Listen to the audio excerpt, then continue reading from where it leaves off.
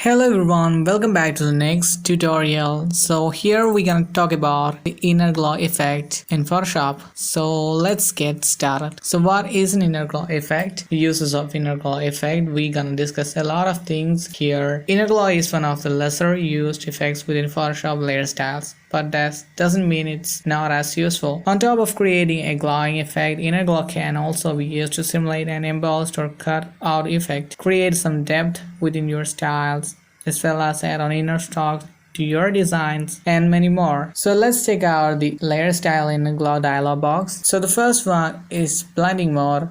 We are familiar with this one because every layer style contains a blend mode. The blend mode dropdown allows you to set the blending mode for your inner glow. If you are looking to create a glowing effect, linear dodge or screen are good modes to use. If you want to create inner shadow type effect, linear burn or multiply is better. Then the next one is opacity. We are familiar with this one. The opacity slider allows you to specify how transparent your inner glow will be. Then next thing is noise. So what is noise? Now you should be familiar with the noise slider. Increasing the noise slider will add a bit of noise to your inner glow, allowing you to add some grid to your styles. Then the next one is the color and gradient. This one is gradient, then color. When the corresponding radio button is selected, the color block allows us to change the color of the inner glow. So look at that, I selected the red color, then going to green, blue, magenta. Okay, we can go back to a white color.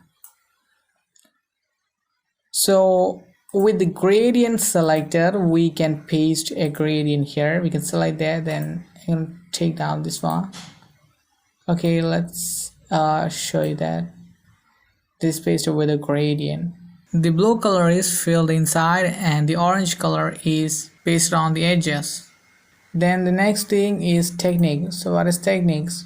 The technique drop-down box gives us two different options for rendering out inner glow: softer and precise. Softer gives us an inner glow that is more organic and natural looking, with precise fit the shape of the glow tighter to the original shape of the layer. Then the next thing is source. So what is source? The source radio button allows you to specify whether you want the inner glow to eliminate from the edges of your shape or from the center of your shape, from center and edges. Then next is choke value. The choke slider changes the fall off of the inner glow in a linear fashion, or in other words, how gradually it fades out at the edges. Then next is size. So what is size?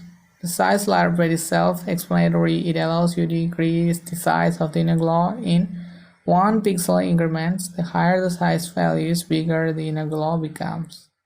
Then the next one is contour. The contour shapes allow you to change the fall off of the inner glow in a non-linear fashion. By choosing different curve profiles, you can get the glow to fade out in different ways. So on the right side, you can see that the anti-aliased box. It allows you to improve the quality of the shadow with a very slight drop in performance. Performance hit is negligible. Then the next one is range. Adjusting the range is similar to changing the chalk. It allows you to control the fall off of your inner glow in almost the same way. So let's change the contour to linear, then change the range value. Then the last one is jitter. What is jitter?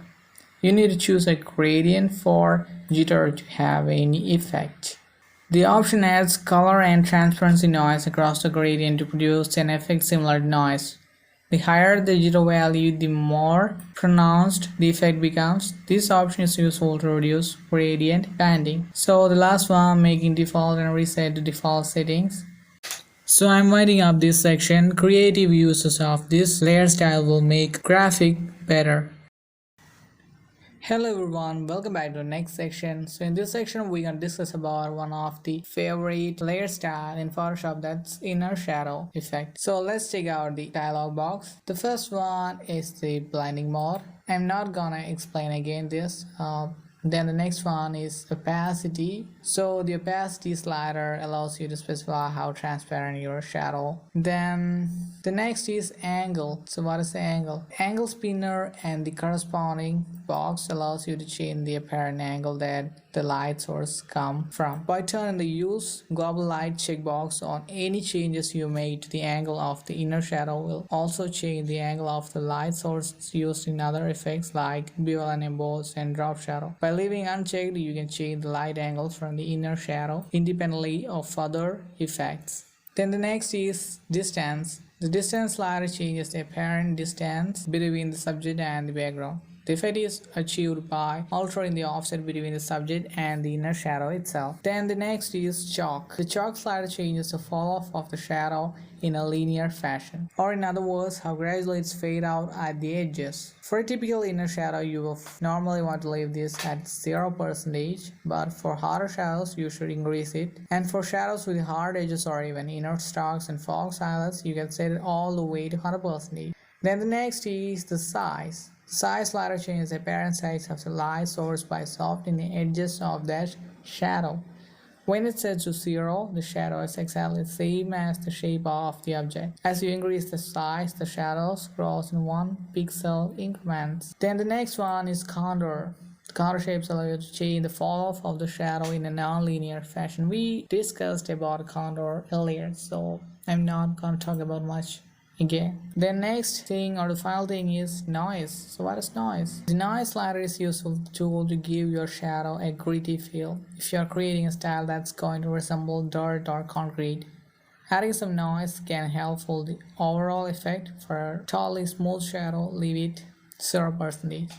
Let me show you some examples to make the text more better. Select the inner shadow. So when I selected this here, also you can see, if I zoom in, you can see the text on the edges of the text is shining. So that is a great effect you can do with inner shadow. That's a simple thing when you select, when you can see when you select the inner shadow layer style.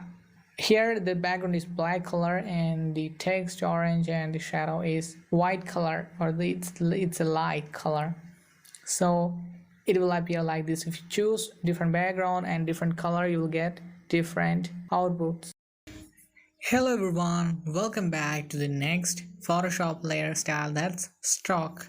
Actually, this is a very useful layer styles to make thumbnails, especially to highlight text, then the body edges and everything. We don't need any experience to work with the stroke layer style. So let's get started, and first we can check out the structure of the layer style or the content box. The stroke effect is used to add strokes and borders to layers and shapes. It can be used to create solid color lines, colorful gradients, as well as pattern borders. So stroke is one of the easiest effects to work with because almost all the settings are self-explanatory. When you change all the settings, it's very easy to see the difference on your canvas. So the first one is size. The size slider simply sets the width of your stroke anywhere from 1 pixel to 250 pixels. Then the next thing is position. We have 3 drop down menus here: outside, inside and center. When you select outside, your stroke will be created from the edges of your shape and grow outwards away from your object. Then inside, your stroke will be created from the edges of your shape and grow inwards towards the center of your object. Then the final thing is center. Your stroke will be created from the edge of your shape and grow both inwards and outwards. These are self-explanatory and you can feel the difference instantly. This center, this outside, this inside, then this outside. Then decrease the stroke value to 4. Then the next thing is blending mode. The blend mode allows you to set the blending mode for your stroke. Depending on the position settings you are using, the blend mode will affect the layer you are using it on or the layer beneath it. Okay, the next is opacity. The opacity slider controls how transparent our stroke is. Then the next is the fill type. This is really different, and this, when you select the gradient and pattern, you will get more options. So let's begin with the color. We can choose the color here. I selected the black color. We can change into red color or even any color you like, or green color. Okay, then in the next drop down is gradient. We can select the gradient. We have a varieties of gradients as like any other gradient option. And also you can load the gradients, and you can select a lot of gradients from here. Then you can change the angle of the gradient. It's 70 degrees, so that's it's arranged in the 70-degree format. Then we can change it to 90, so it will be like this. Then we have reverse and align with the layer option. When we click the reverse, the colors will reverse. Then we can reset the alignment here.